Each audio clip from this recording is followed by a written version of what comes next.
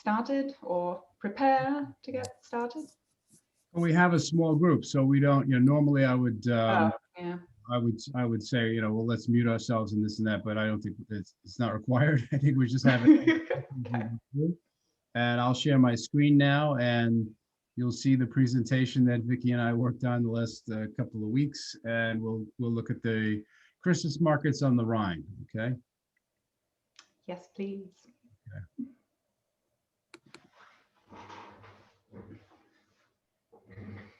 Can you see my screen? Yes. Yeah. Yes. Okay, good.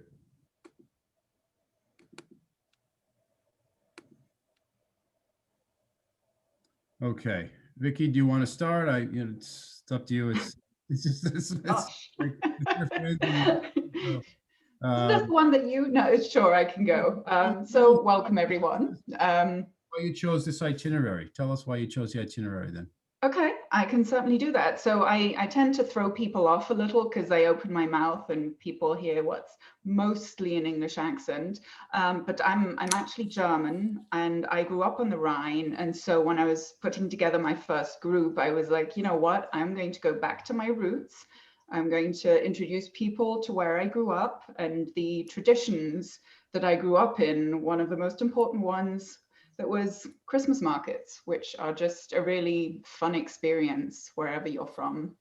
So here we are today, and I'm hoping to get together a nice group of, maybe 20 odd people for next December. I think there was a lot of confusion on Facebook as to whether this was taking place this December or next December, but we have 14 more months to look forward to this too.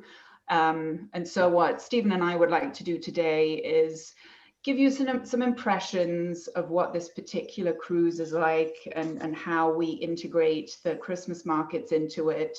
We'll talk a little about the itinerary. And again, we were going to say we'll do a Q&A at the end, but of course there's so few of us, you can just jump in and ask a question if you'd like to. Okay. And then, so. This is us. Well, so for Linda's benefit, who I think is the only one who doesn't know me personally, my name is Vicky Malakoff. I used to work with Sarah, and I started my own travel agency 3 years ago, sorry, and have been happily selling travel and traveling ever since, and have loved every minute of it, other than the past 7 months. And Vicky and I met through her company. Her travel company is based in New England, where I'm based, and that's where we met. And I'm the regional sales manager for the river cruise company called Ama Waterways. And I think, is it the next slide, Vicky? Yep. Go for it. So we were at this conference, this travel conference, and travel conferences are pretty wild as it is. And the theme for that evening was come as your favorite country. And look what we both showed up in. So we met at a costume ball on a Saturday night. This photograph is infamous. I can't believe you dug this up. I told you the other day on a Zoom call that my son still just tortures me with this photograph. He just, what was it? He said you dressed like an elf. He said, "Why is Dad dressed like an elf?"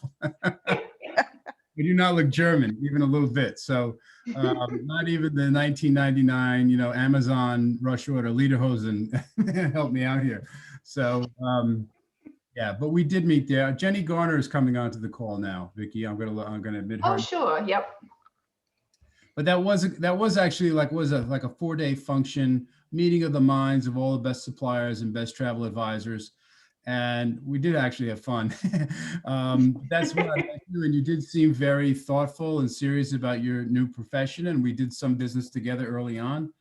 And I've seen you at subsequent events for Largay Travel. But thank you for digging up the photo and sticking it.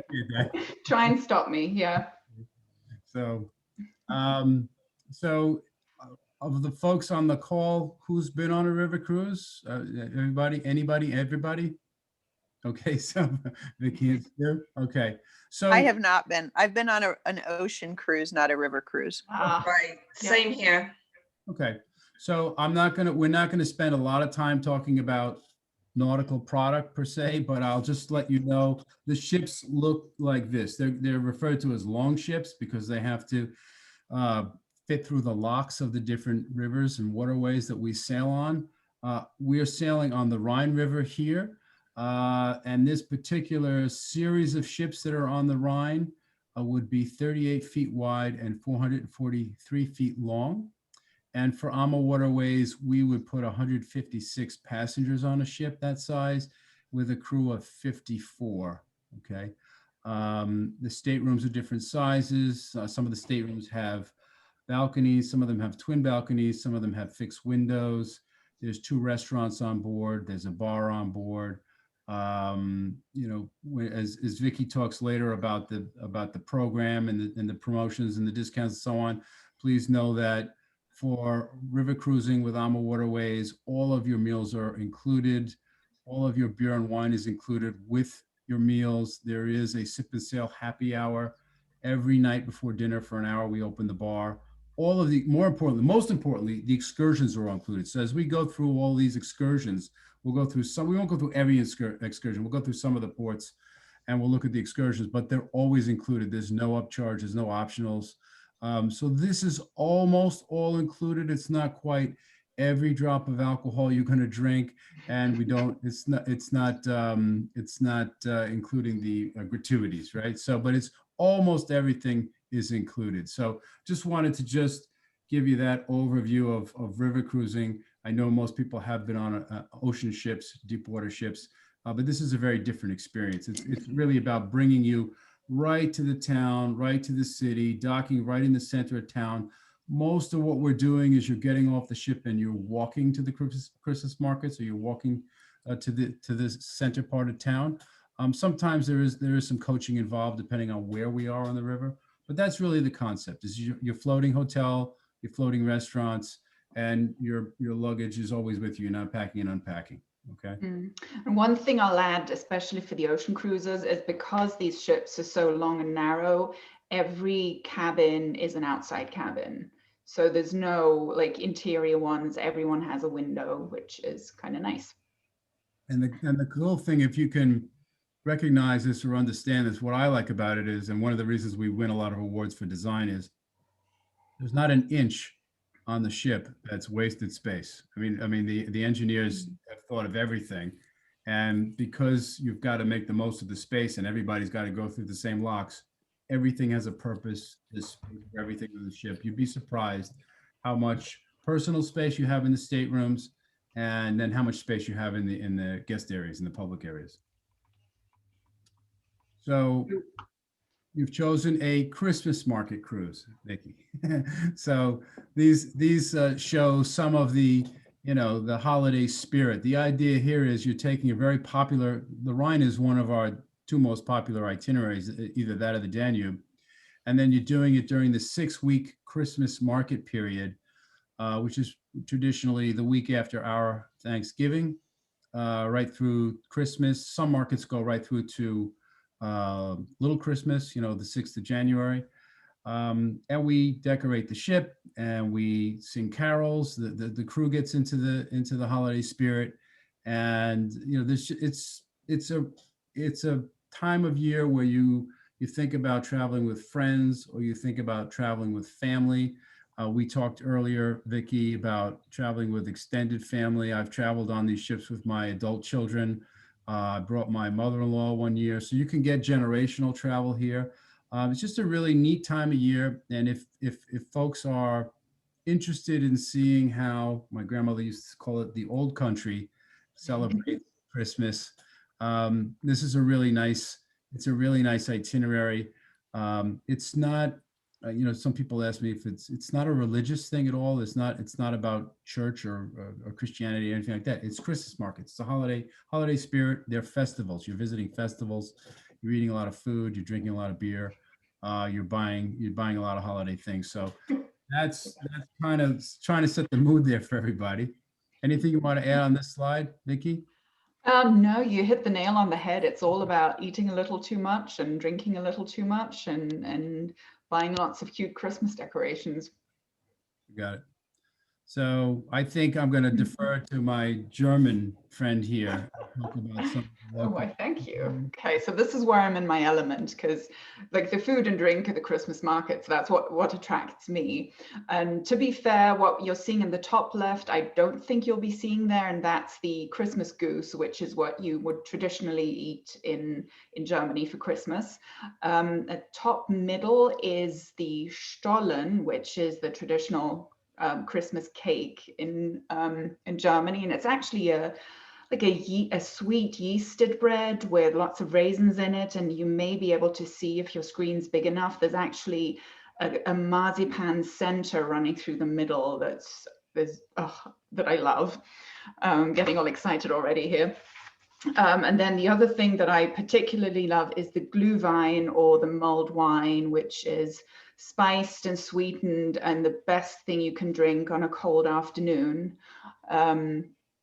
So I will be making a point of having one at every single Christmas market that we stay at, that we go to. Then bottom left is the Schwarzwälder Kirschtorte, also known as a Black Forest cake. Another one of my favorites. And we are going by the Black Forest, so maybe we can stop in a cafe somewhere and have a slice of that, because that would be great. And then bottom right, you'll actually see this a lot at the Christmas markets, these giant grills with like 5 different types of sausage on them, because of course, Germany is known for sausages. Stephen looks like he's getting excited right now. Out near these grills, just kind of, Yeah, it's all good stuff. So there's definitely lots of eating and drinking going on. So we should plan on going on a diet before we leave, so we can just gain a ton of weight. Because the problem is you're getting like 3 meals a day on the ship, but you don't want to miss out on this. Now, Right.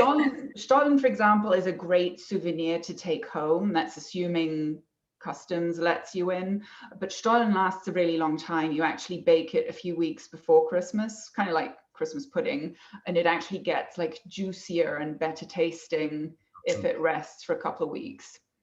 it's like fruitcakes here in the States, I think, but without rum. Is that correct? There's no rum in it. Is Yeah, there? no rum. Okay.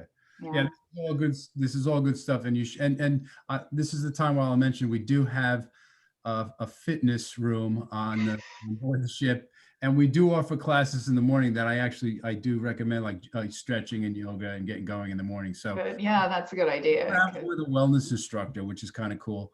And I do try to take advantage of that, because I know I'm going to be doing more than what I would be doing at home. I am going to eat the 3 meals on the ship, and then whatever I can find in the Christmas market. So that's the unwritten rule, right? So Yeah, good point. so again, we do on the ship. I'll give this one to you, Vicky. But on the ship, everybody, you might see the captain one day dressed as Santa, or the captain's first mate. This is actually all the crew here dressed up, and the woman to the right in the print dress is actually one of our owners. That's Christine Karst, who's also from Germany. She's from Dresden, if I'm not mistaken. So. Oh yeah, all good German owners at Ama. So just a couple tips when you're visiting a Christmas market, and the way this is going to work, we'll do all the regular excursions, but then we'll end up at the Christmas market in the afternoon, and you can go through the Christmas market by yourselves at your own pace. And then because we're docked so close by, you can just walk back to the ship when you're done. But what I do recommend is that you carry cash, especially speaking for Germans. The big shops will take credit cards, but like these little stalls at the Christmas market will either only take cash or very much prefer cash. And since we're traveling through 4 different countries, we'll have to make sure that we have both euros and Swiss francs. Also, if you're buying souvenirs, a lot of stores won't have bags, so it's always good to bring a reusable bag with you. And we're actually going to, I think on the next slide, talk about all the good things that you can buy there, because there's all kinds of cool crafts, and here we are. So one really traditional German thing are the nutcrackers. There's wonderful Christmas tree ornaments to be had, and you'll see a mix of, what's clearly mass-produced stuff, and then you'll see some really lovely handcrafted stuff too. And usually the price is a pretty good indicator of which one's which. What you see in the middle is a so-called Christmas pyramid, and I remember these from growing up. So you have candles around the outside, and then this whole thing in the middle balances on this little pin. And so when you turn on the candles, the heat from the flames is enough to move the paddles at the top and for the whole thing to turn. Until the pin gets stuck and the whole thing goes up in flames, which I have witnessed. But they're still really cute to have. Actually, what a lot of people do in Europe, where we have these big radiators rather than forced air heat, is they'll put them on top of the radiator where there's usually like a sort of window ledge type thing, and then the heat from the radiator is actually enough to turn the paddles. And then we get to the Lebkuchen, or the gingerbread on the top right. What we're seeing here, like these heart-shaped ones, they're very firm and you can eat them, but they don't necessarily taste the best. They're mostly for show. And the nice thing is that some places will actually customize them for you. So you'll tell them what to write on it. Make sure you do that at the beginning when you first get to the Christmas market, so the icing has time to dry, and then you go pick it up an hour later, and that's a really cute souvenir to get. And then we're back to the Glühwein. If you can't tell, I'm a little obsessed. The cool thing with the mulled wine is that each market you go to, they'll have a commemorative mug just for that year's Christmas market. So, and each design will be different. You pay a deposit for the mug when you pick up your mulled wine, and then you can either return the mug and get your deposit back, or you can just keep it, and your €3 or €4 deposits your payment. So I have a few of those in my kitchen cabinets and plan to acquire a few more next year, definitely. Good. Sounds good. People do like to collect those mugs. So Yeah. I have a colleague has like 20. Well, and they're useful at home if you're making, like I make my own mulled wine now, and that stuff, because it's hot and it's sugary, it's quite effective. So you want like these little mugs that they serve them in at the Christmas market. They're actually just the right size. Sounds good. Okay, so now we have a pretty slide, and we're going to look at the actual itinerary now.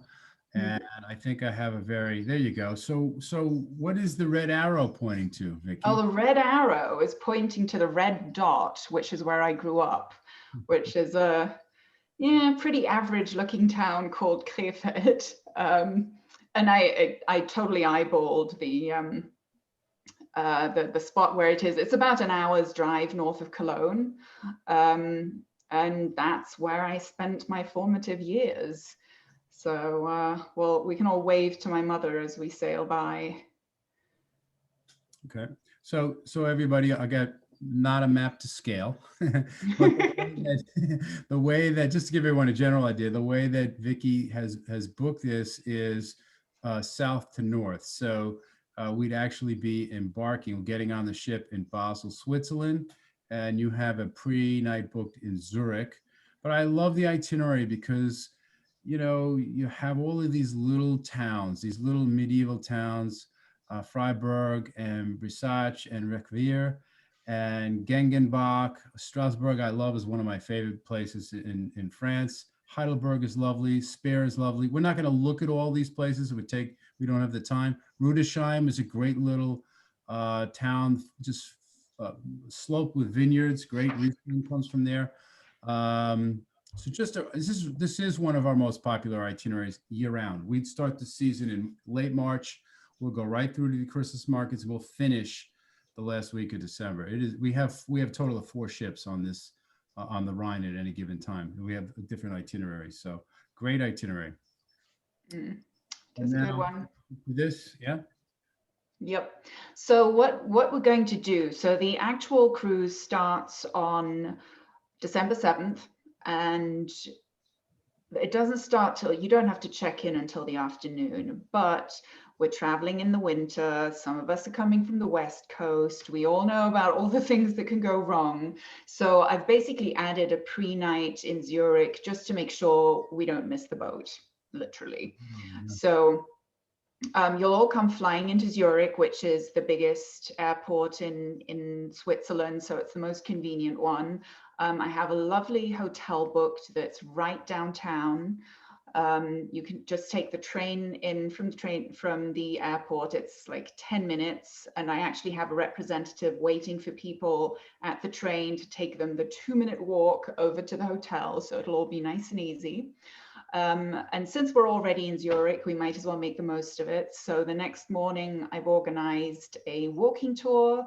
We'll have some samples of Swiss chocolate and Swiss cheese, because how could we not while we're there? And then there'll be a bit of time to grab some lunch, maybe do some shopping. And then in the afternoon, we're all going to pile into a big bus, and we're going to drive to Basel, which is about an hour, maybe a little more. And they're going to drop us right at the cruise terminal at the Dreiländereck, which is actually where 3 countries come together. So Germany, Switzerland, and France.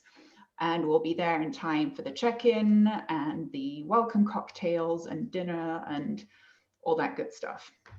Yep, sounds good.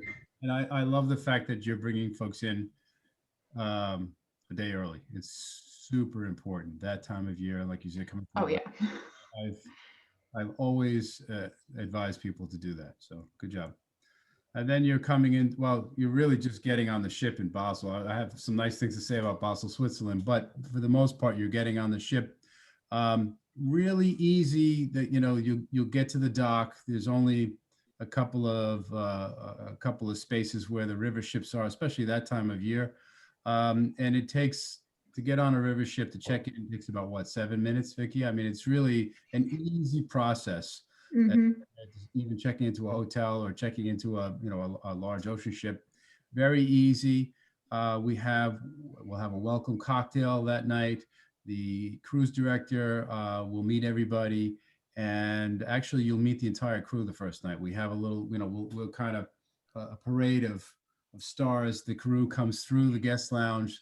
The captain addresses everybody. The bar is open. We're all having a good time. We're getting loose. We're meeting other people. And you're learning of what's the agenda that night, the entertainment on the ship, and what's the agenda for the next day. And we get started. Okay. So the very next day, we're in Freiburg. Okay. Yeah. You want to Sorry, Freiburg's one of my favorite places. I have a friend who went to university there that I used to visit all the time. So I don't know much about the Christmas market in Freiburg, except that there is one, because there's one in every town in Germany.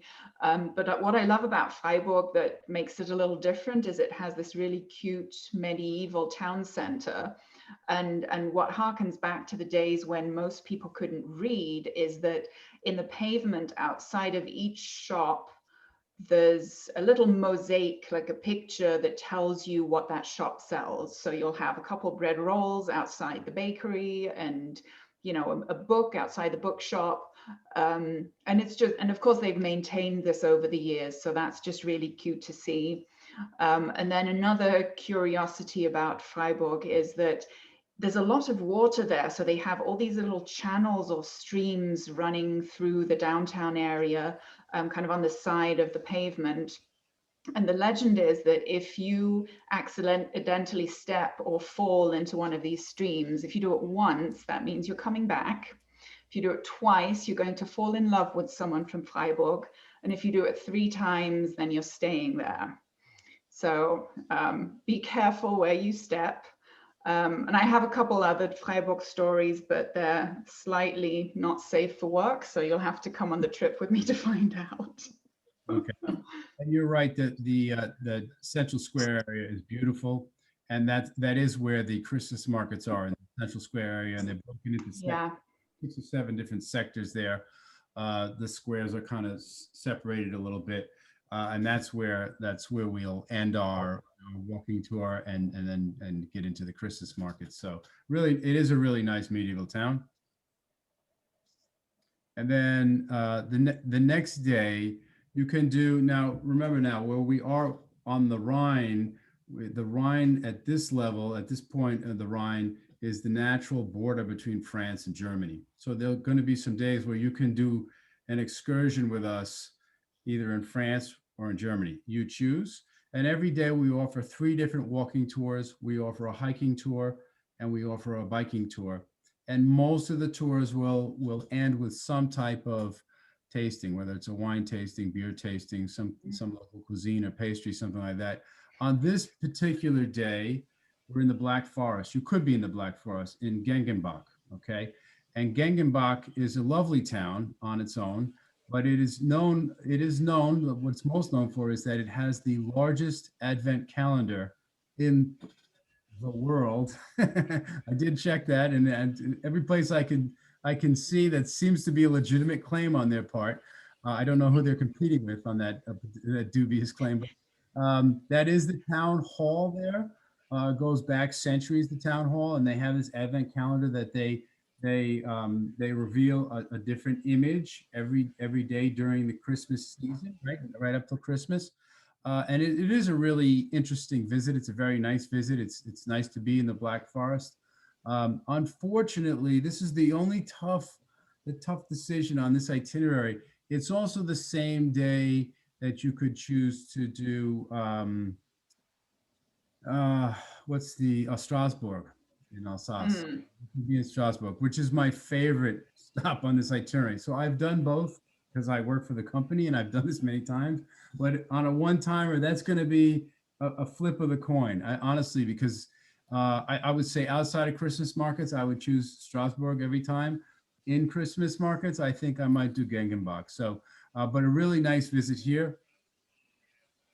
And then there's Strasbourg, and this usually, not always, but usually what you'll find is most of these towns have more than one Christmas market, maybe 2. Larger cities would have 5 or more, let's say. In this case, I recognize this square. This is the main square that you'd sort of walk through to get to different places in Strasbourg. This is like the meeting area, a plaza, and it's a beautiful canal city, right? And you have all of these half-timbered homes, all kind of pressed together, all different colors, and all these little nooks and crannies. Mostly pedestrian traffic, not a lot of vehicular traffic, a lot of bicycles. What's really neat is when you walk through the streets and you're going over a canal, the wooden footbridges are still attached to these medieval little drawbridges. So if a canal boat is going under it, and it's still, some of them are still hand cranked, honest to God. And you see somebody's working this thing, and it goes up, well, maybe 5 feet. We're not talking about large ships going on here, just like a small, something the size of a motorboat maybe going through, and they crank up the drawbridge. They let you know in advance. They just kind of give you the high sign that you've got to stay on each side. I love it. I love Strasbourg. I love great wines here, great local foods, great pubs, bistros, just a great, call it a city, but I don't know the actual population, maybe a couple 100,000 people. It's a small city, I would say, but just a lot of fun. So this is the tough decision, I think, of this itinerary. Which of these 2 do you want to be in Germany on this day, or do you want to be in France on this day?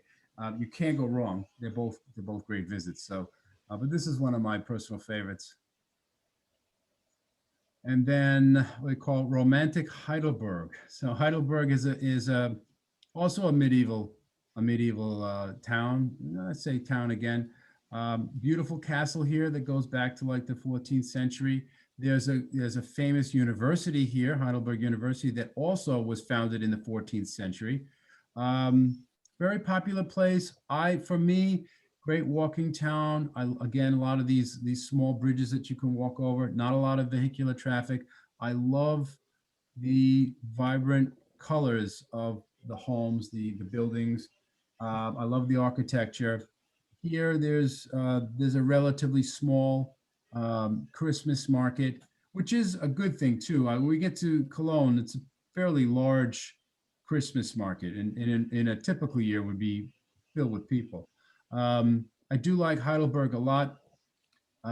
Very different from some of the other towns that you'll find along the Rhine.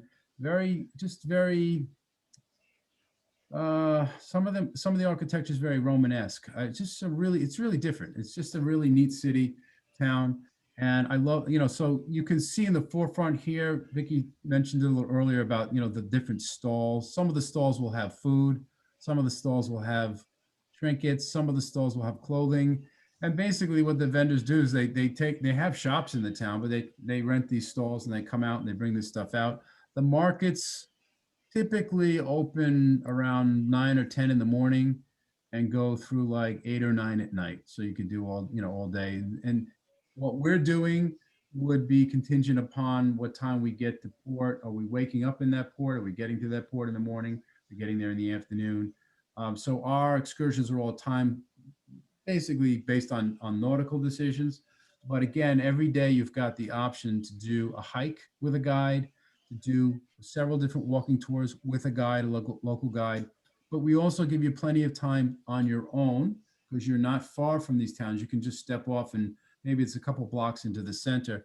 And we do encourage people to get on and off the ship as often as they like. We're not offended if you don't stick around in the evening for the oompa band that comes on, the local, the folk dancing or what have you. It's some of the entertainment is very good and some of it is very kitschy. And we're offended that, you don't want to hear somebody do covers of ABBA music because that's, for some reason the Germans think Americans just listen to ABBA music. I don't know what that is, but I love ABBA, by the way. yeah, that's funny because my wife usually wants to stay on the ship and I'm like, no, I'm done with this. I need to go find a pub. Yeah, I will say, I mean, so there's so many excursions to choose from, and some days you can do two, but you don't have to. So if you've been on an excursion in the morning, you get back to the ship, you have lunch, you can just stay on the ship and have a massage, take a nap, and then go make your own way to the Christmas market in like the late afternoon, which for me is the best time to go because that's when it starts getting dark and they turn all the lights on and it's early and it's late enough to drink. So yeah, it's kind of, you can make your own schedule, especially because you're docking so close to the town center every time. And you're not required to even take the local. I mean, you can just grab a map or you can use your phone and go through the towns. It's really, I've tried. You can't get lost. I mean, if you know where the river is, the ships only dock in one. They're all relegated to the same docking area, right? So you really, if you get turned around, you just ask somebody which way is the river, and there you go. We always give you plenty of notice, and it's actually, we've got an app on the phone that shows you always where the ship is, how to call the ship, where we're going to be and when we're going to be leaving the port again. So you'd have to work very hard to screw it up and miss us somehow. So, and then Cologne. So I do like Cologne a lot. I think Cologne is a very interesting city. What we're looking at here is a central square during holiday season with the cathedral in the background, the cathedral that was, they started to build this in the 12th century and they never did really complete it, but I think they were building it right into, what did we say, the 1890s or something like that? I'm not sure the actual years anymore. And the story here is that if they ever complete it, it will bring bad luck to the local people. So they've left like, there's two steeples there, there's two towers there, they've left one unfinished. So they really believe the superstition. So it is a lovely visit. It is included in the excursion, in one of the excursions on this particular day, where you do a walking tour. You can go up completely up to the top of the tower there, of the steeple there. And then you can visit the markets afterwards. Also on this day, what one of my favorite things, there's a beer tasting tour, which the beer garden is just on the other side of the cathedral here. We would do almost the same walking tour, but we'd end up in this famous beer garden that locals go to and try some of the local Kolsch beers.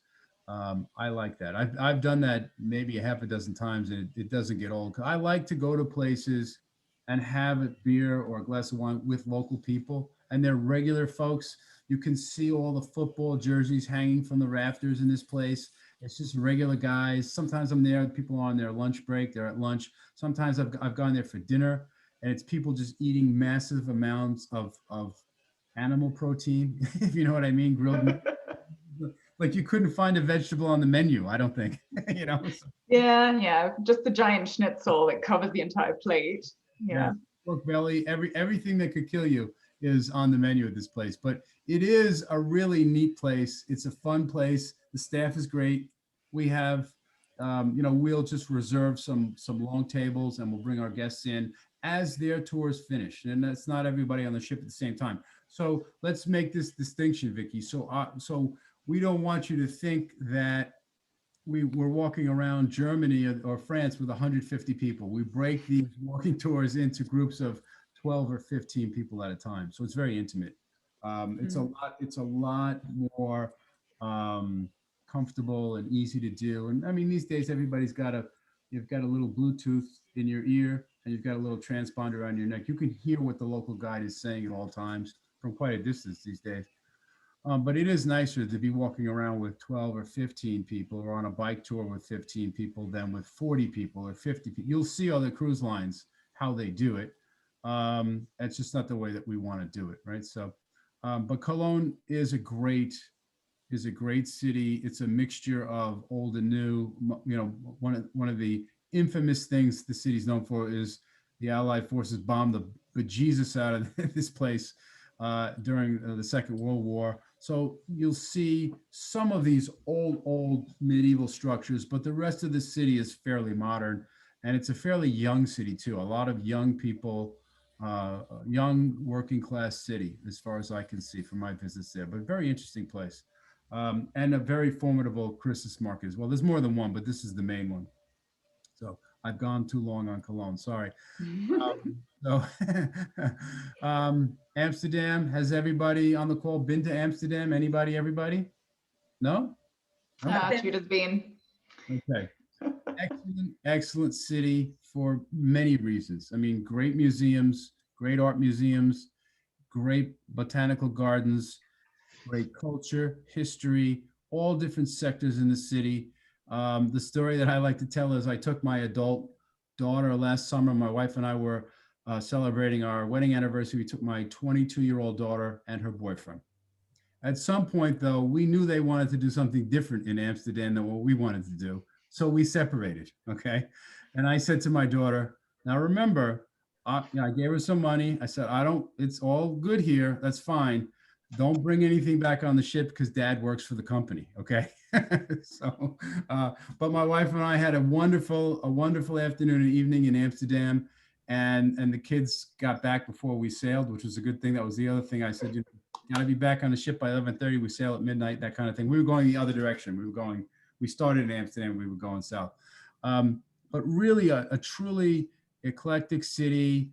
Most of the city you can see on, so this slide here is what's called the Festival of Lights. We always include a canal boat excursion. That's how we do Amsterdam. You can literally sail through most of the quadrants of the city by canal. People live on their houseboats here. You can get close to the buildings. You can get close to the pedestrian walks by these canal boats. They hold about 15 passengers each. And Amsterdam has started this tradition now. I think, they're still going to do it this year. It's going to be sort of tamped down because of COVID, but it's called the Festival of Lights. It's a really high-tech artists come together from Holland, from the Netherlands, and internationally, and they put together these light shows, these really high-tech light shows. Last year, the theme was Van Gogh, and they did some really cool things with Van Gogh's images. And I to this day, I can't figure out how they got that to project over there and be moving in 3D and all that stuff like that. So you can do it. You can do the light show. It's free. You can do the light show on one of the canal boats. You can do it by bicycle. You can walk through it. It's a really cool experience. And Amsterdam is just a great, every time you go, you'll find something new to do. But this is where this particular itinerary ends. And it's a great city. I hate to say the word great so much. It's not, it's a depressing thing to say. I can't say enough about Amsterdam though. And the Festival of Lights for next year, for next year, should be back to what it's supposed to be, and it's included in here. But again, we spend the entire day here, and you'll have the excursion with us, and then you have plenty of time.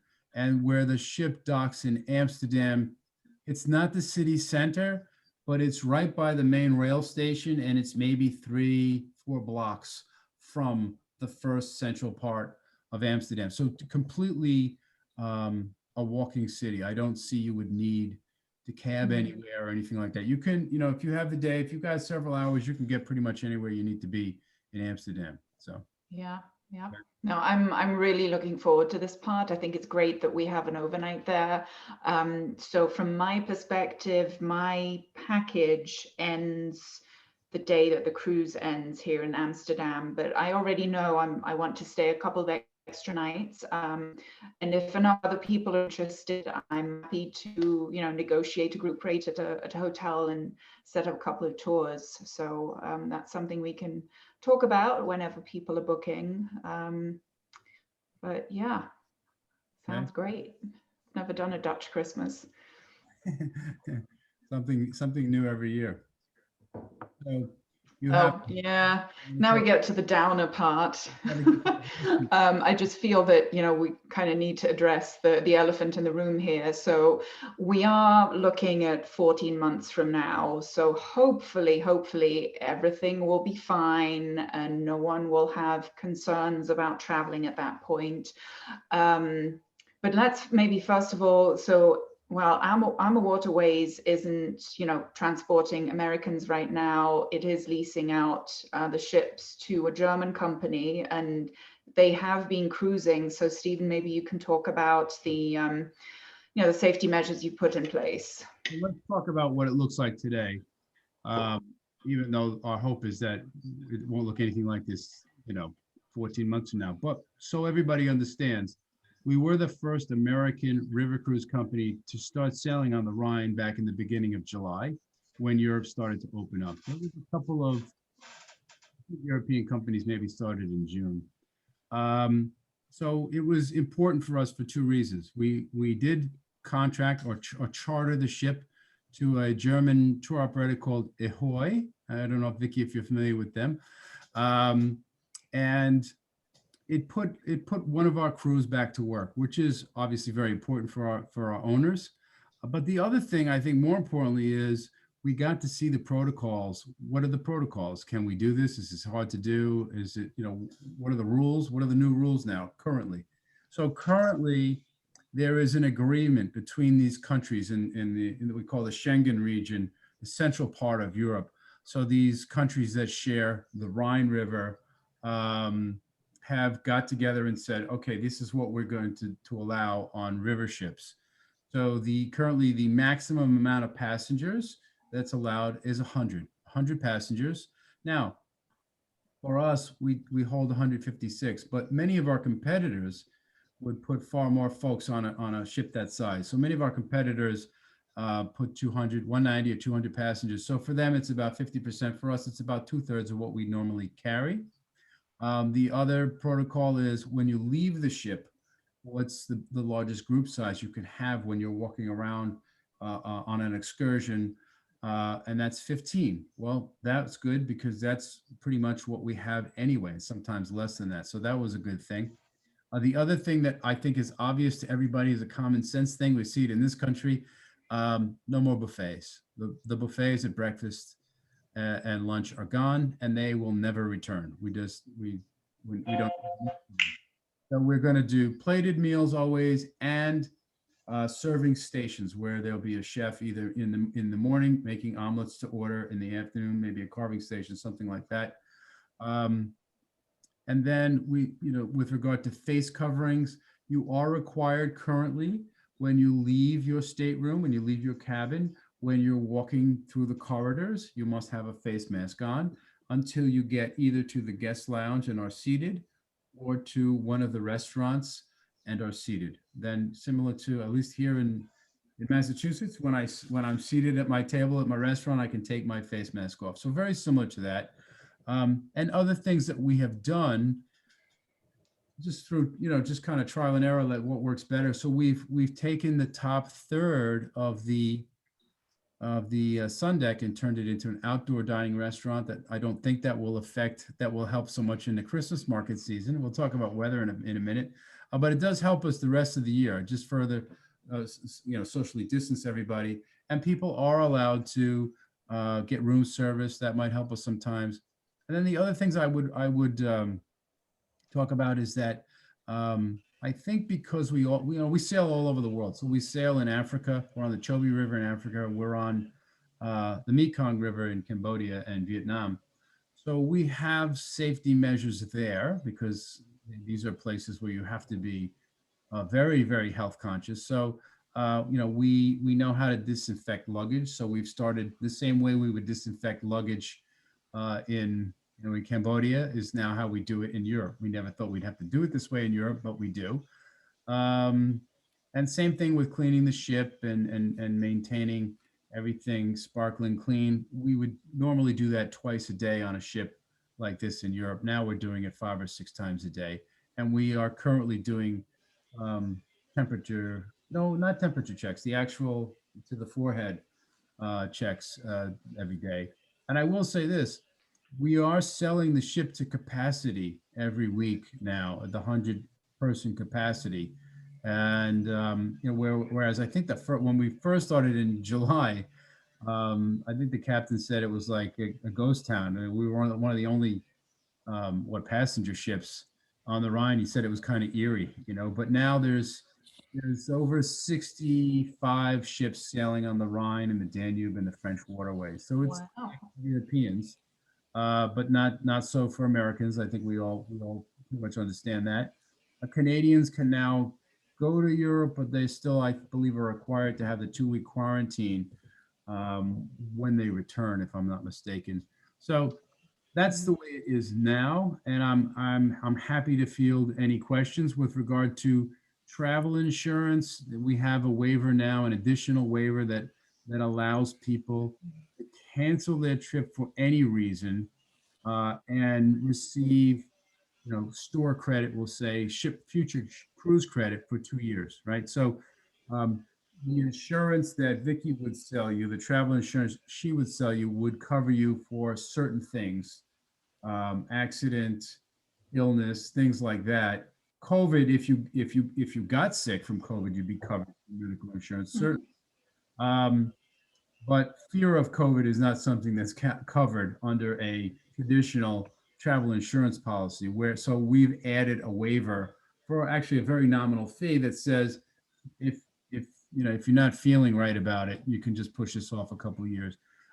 For this year, what we did was anybody that was not comfortable, we didn't know. I don't think anybody knew this was going to last the entire year. So in March and April, we just said to people, if you're not comfortable, you can move these to another year. Then at some point, we started suspending the sailings and saying you have credit for a couple of years, or you could get a refund. So we were very even-handed and very generous about that. But for future stuff, it is a good idea to.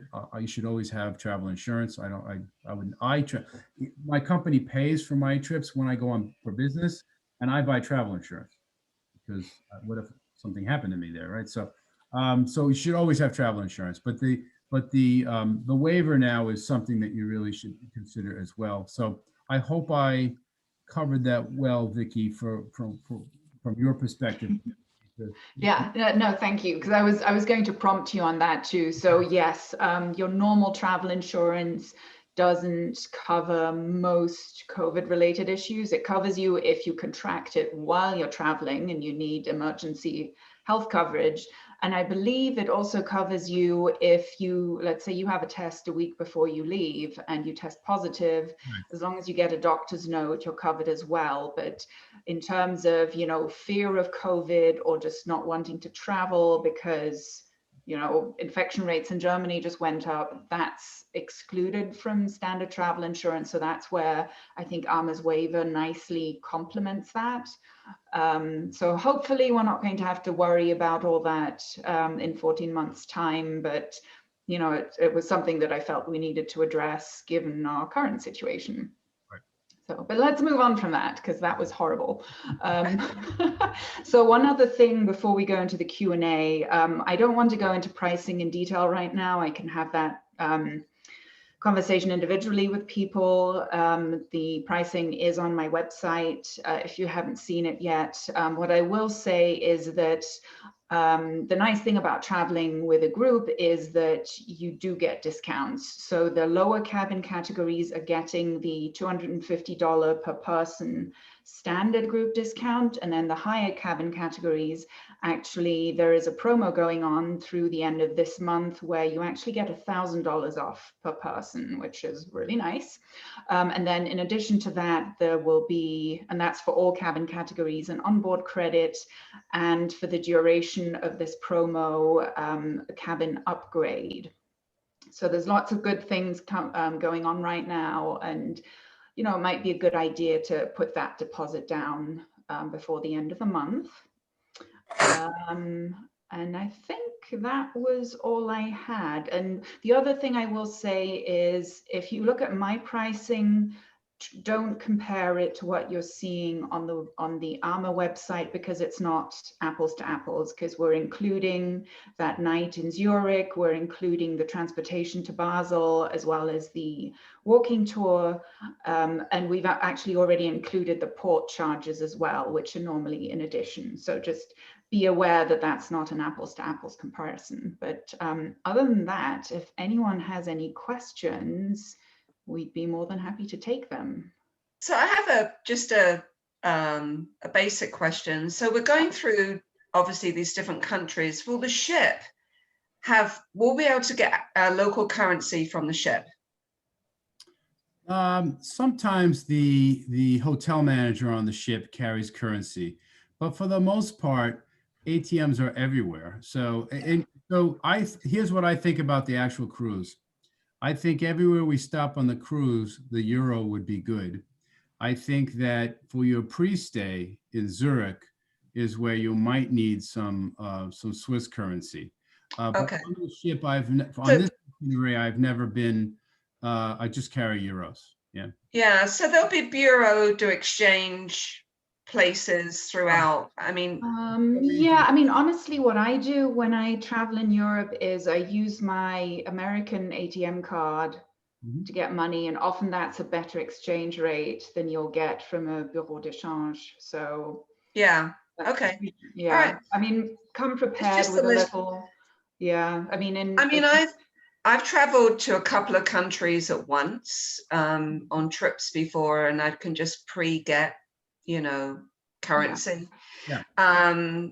But you're going through several countries here, so I just wanted to. Right. And here's the thing about, you know, I go to an exchange place here in Boston. I like to hit the ground with maybe 100 euros just in case my flight's delayed and I end up someplace I'm not supposed to be, or I miss my transfer and I need cab money, whatever. I usually travel with some euros. I go a couple of days early and I know where to go to get, get euros or whatever. But then you can easily, one of the things the local guys are good for is they know what people need. So they're going to point out to you the local ATMs, the places you can get currency, the public toilets that are clean, right? So they know we're going to be walking around all day, and some people are going to need cash, and some people are going to, and the thing is, I think Vicky brought up a really good point earlier in that, you go to these little markets. My wife likes to buy the little handmade Christmas ornaments, and they're not expensive, 5, 6, 7 euros. Yeah. No one's going to take your credit card for something like that. They just want to take cash and wrap it up and off you go. So I do like to have cash with me. When you're on the Danube, it's a little different because you have some of these ex-Soviet satellite countries like Slovakia and Hungary, and their economy is not as strong. They're in the EU, but their currency is not EU currency. So there might be a little bit different. Although, to be honest, their currency per week, they would take the euro and they take the euro in. Right. Yeah.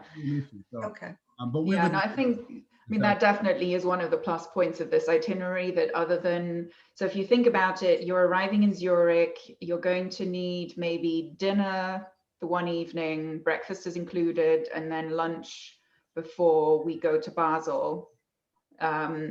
So you'll need a few Swiss francs, and then after that it's all euros, because the Netherlands and Germany and France all use the euro. So it's fairly simple from that perspective. And yes, with all the stops along the way, there'll be plenty of opportunity to get cash if you need more. Great. Okay. Oh, and actually there was one thing that I was going to talk about a little, because, you know, we're talking about traveling as a group, and I know sometimes people ask, like, does that mean I have to hang out with the group all day, every day? And the answer is a categorical no. So the nice thing with the groups, as I mentioned earlier, is you get discounts and perks just for booking into a group. But that doesn't mean we have to be joined at the hip the whole time. So you decide which excursions you want to go on. I think I'm going to organize a little cocktail party, maybe the second night of the sailing, so we can all get to chat and get to know each other a bit. If you meet people in the group that you like and that you want to have dinner with, that's great. If you want to be by yourselves, that's fine too. Like, don't feel pressured to be social all the time. Right. We didn't really talk about the restaurants on the ship, but the main dining restaurant has seating, you know, there's booths on the ship that seat 4 comfortably. There's rounds of 6. There's long tables of 8. There's a secondary restaurant called the Chef's Table Restaurant that seats 24. Everybody gets to do that at least once.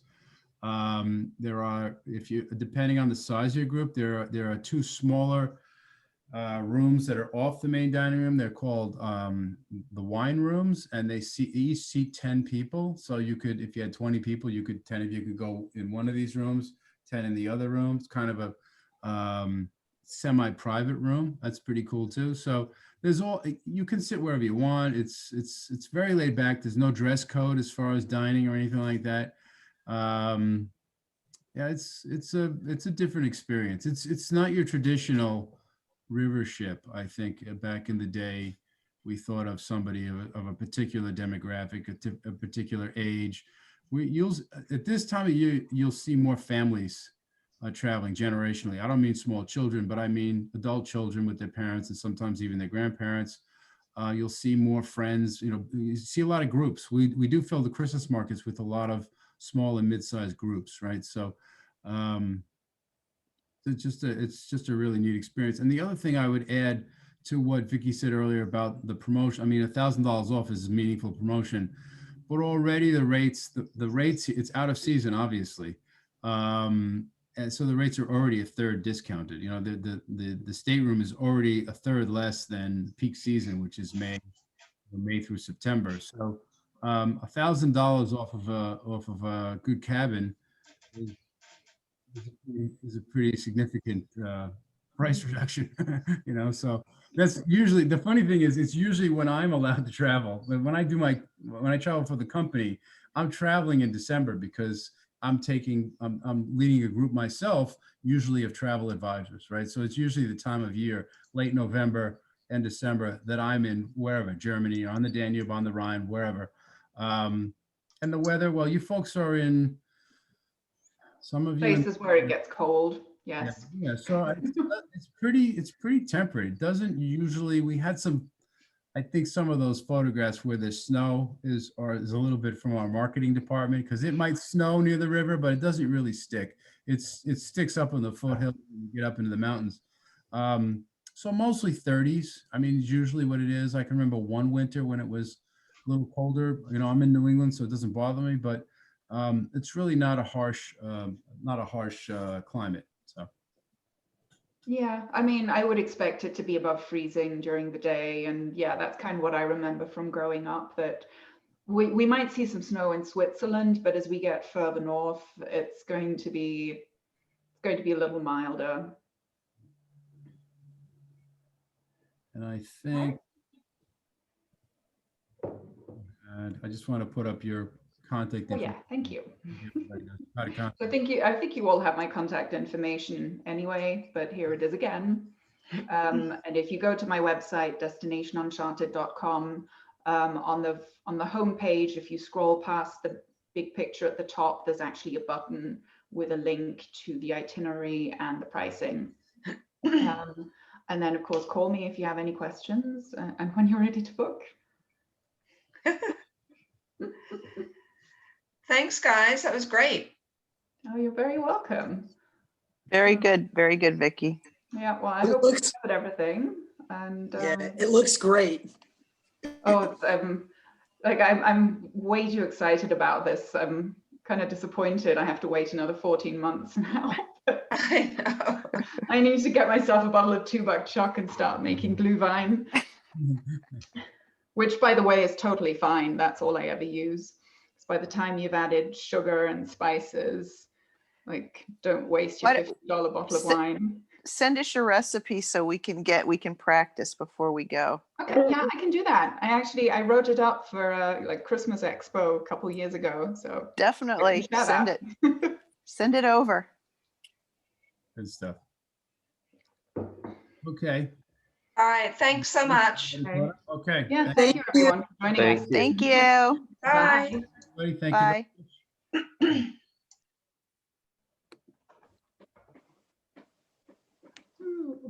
Okay, so as soon as I end the meeting, the recording will get converted into a video. This is about an hour and 5 minutes. It takes about an hour and 5 minutes. So probably some point tomorrow I will That's totally fine. Thank you so much. This is good. So, okay. Thank you very much. That was great. You did a great job. Okay. Thanks, Stephen. Yeah, bye-bye.